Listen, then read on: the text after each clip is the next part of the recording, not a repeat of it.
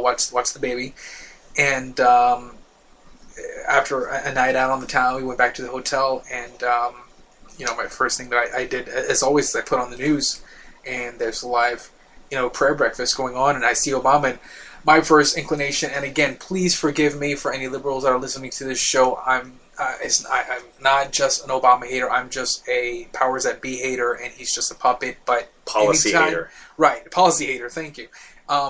So anytime I see him on the TV, usually I have a knee-jerk reaction to just automatically change the channel because I know everything that's coming out of his mouth is bullcrap. However, that particular moment he wasn't speaking; he was sitting at the table, and I couldn't find the remote anyway, so I couldn't change the channel. How convenient. And and there's this guy talking, and I wasn't really paying too much attention at first. I was getting comfortable and so on, and but subconsciously, I guess I started listening more and more to what he was saying, and it just kind of started sinking in. I was like, "Oh, wait."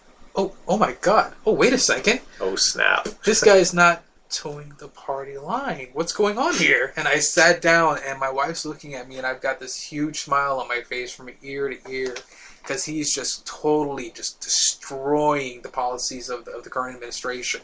And I was smiling, and I literally genuinely had tears in my eyes at the same time. And they were tears of joy. Yeah, it was like, oh my God, somebody's standing up, and they're standing up on live television,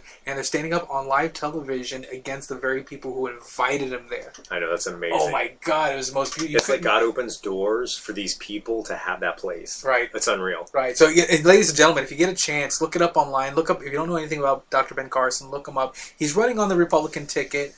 He is a Republican.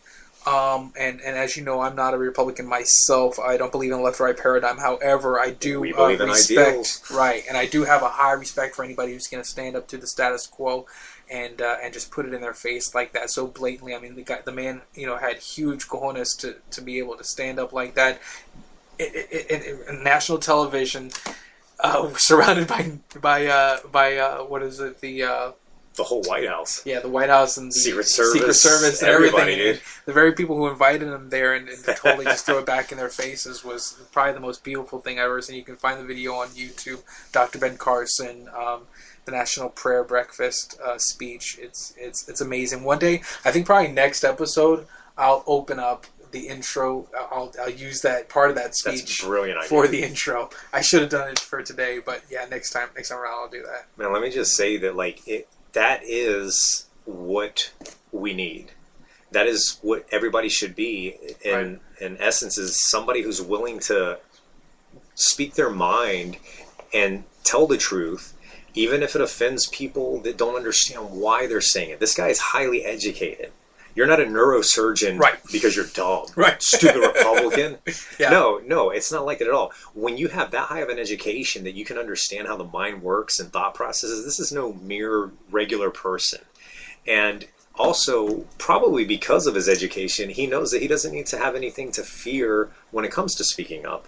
People that have good educations generally believe that there's a higher purpose, there's a higher calling, there's something higher. You don't achieve the heights unless you're willing to climb. Right. Well, especially in his particular situation where he's not only obviously a super intelligent person by having reached the level of a neurosurgeon, but also is a ordained pastor, ordained minister.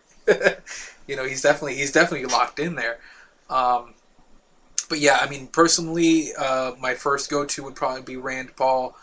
If for some reason he was knocked out early for whatever reason, then my fallback would be Dr. Ben Carson if he ran. Or one or the other could take the presidency and the other be the vice president, and we'll all. Oh my God, would that be beautiful? High five! Ooh, crap. All right. Oh my God, I would cry and I could die happy at that point. Yeah, like a car could come and totally obliterate me. As long as they don't pull an Obama on us and completely 180 as soon as they're in office. Yeah. And go, all right, well, we're going to bail out Wall Street again. Yeah, psych, I'm really a Marxist. The bankers need money because the people are suffering. Pardon me? Right. Crickets chirping. Did you like the crickets in the episode? Episode? I did. I noticed that. I meant to bring that up to you. That was very nice. Yes. Very nice my touch. gosh. Really? The bankers need money? No. Insane. I love it. What a world we live in. What a world. What else were we talking about? We covered Common Core. I wanted to cover vaccines.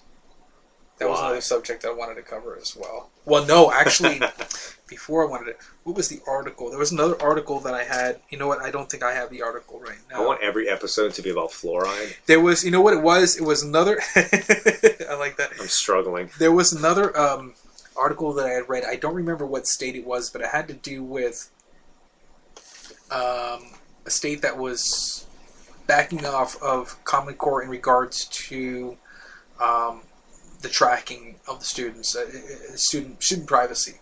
Because okay, you know what? That's actually a really good thing that you bring up is states choosing to back off of policy. Mm-hmm. And that is a very interesting subject. Earlier, last episode, you were mentioning, we were talking about law enforcement. And, I always want our listeners to understand the way we think and why we think. And, right now with cameras, etc., a lot more information is being put out there. So you can catch bad people doing bad things, and it doesn't matter that they're wearing a badge. They're bad people. They're criminals. And sometimes they have the protection of the law. Right. But on the other hand, sometimes there's a couple states where the law enforcement will not adopt federal policies. They don't want to disarm their citizens. Right. And I found this very interesting, and this is coming straight from the top, with the sheriffs of counties going, no, we will not require everybody who owns a gun within this county to come register it with us. We will not, because that's awesome. You're violating the Constitution. We need more leaders like this. Amen. Big city, small city, whatever. We do need leaders like this. And don't get me wrong, I'm against gun violence 110% if Absolutely. that were possible. It's not mathematically possible. But why is it that these people that, love the Constitution and love people's rights, why are they willing to take a stand? I want to see more of it. Right. And then, that coincides with the counties and the people and the educators that are taking the initiative. And this is direct freedom and saying, no, we're not going to do that. It doesn't matter what you say at the top. We're not going to do it. Let me tell you something.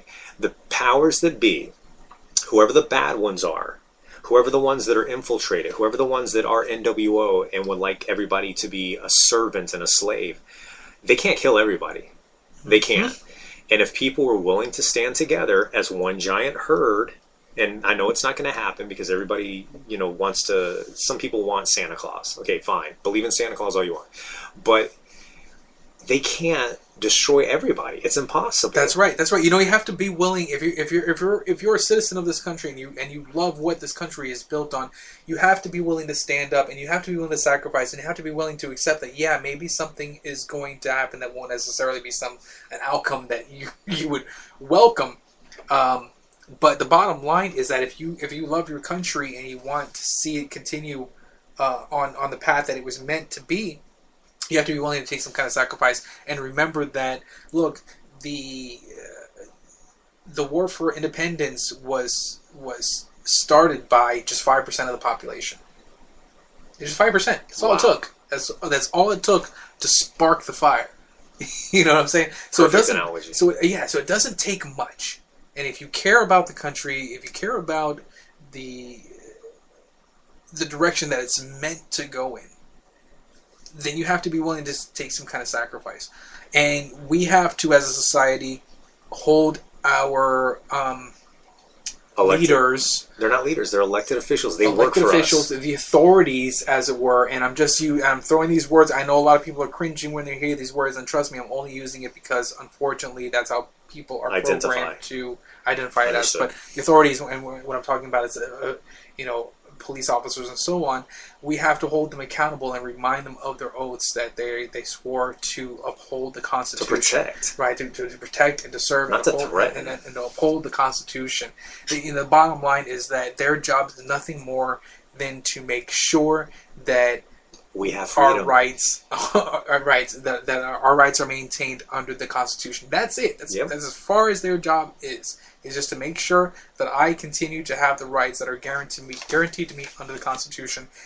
Period. That's all you're supposed to do.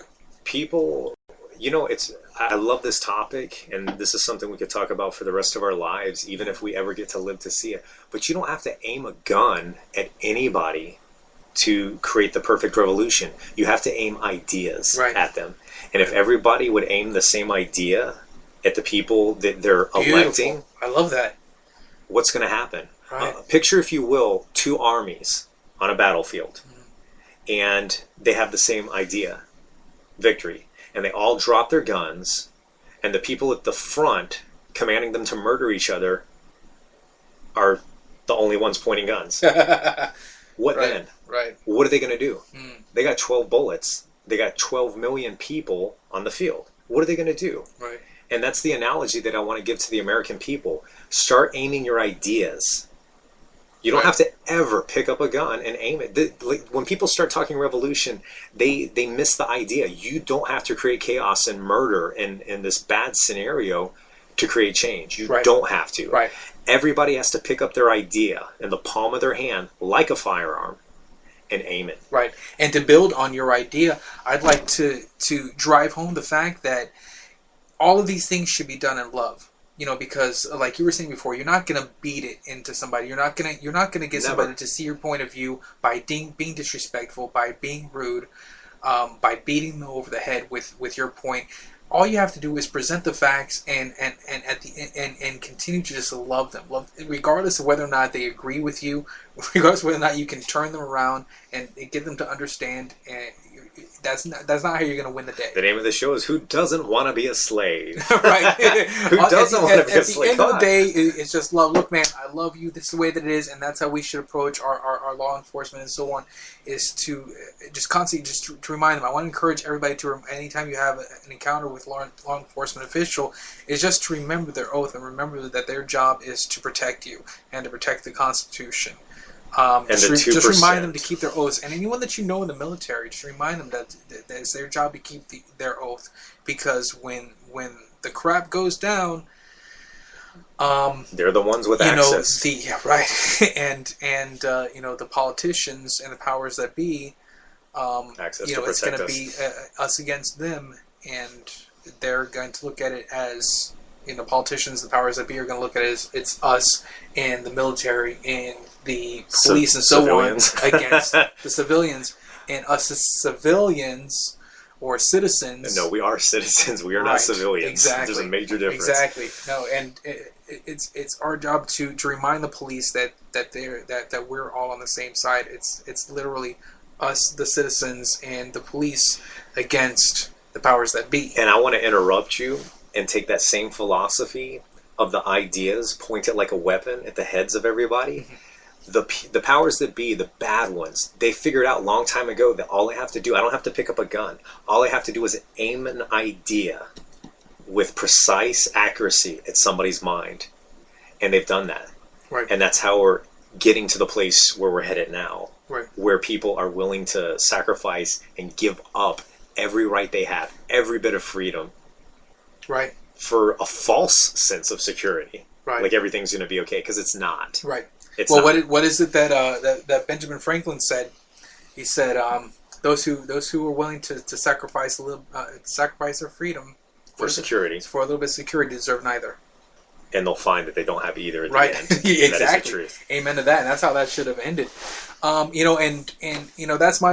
my point. Is just to wrap it up here. Is, my biggest point that I want to drive home to people is that the whole point of this is just to remind people that we all have to be willing to make a little bit of sacrifice. We all have to be willing to give of ourselves, to give of our freedom, to give of our comfort, in order to help our fellow man in love and to fight the powers that be, so that we all can come together and change the status quo.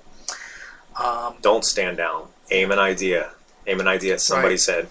And right now, it is our powers that be, and they need the ideas aimed at their heads. It truly is us against them. All right, and that's pretty much it. Thank you guys so much for sticking around with us. It's been really awesome. I had an absolute pleasure, as I'm sure Joseph love did this. as well. Right on. And we look forward to do it again. Please visit us again next week, Sunday, 8 p.m. Eastern Standard Time at Spreaker.com/Let's Talk Freedom. Please make sure to click on the follow button to get updates for live episodes and so on, and visit us at talkfreedom.webs.com. Thanks to our sponsors, willpoweredfittraining.webs.com, as well as Helios Water Group, the number 5.webs.com. And I think that's pretty much it. Oh, you can also follow us on Twitter at TalkFreePodcast, and like us on Facebook at Facebook.com/TalkFreedomNow. And if you get a chance to listen to Burt Powers on YouTube, gives excellent angles. I love to have variety. I recommend it to everybody. It just gives you a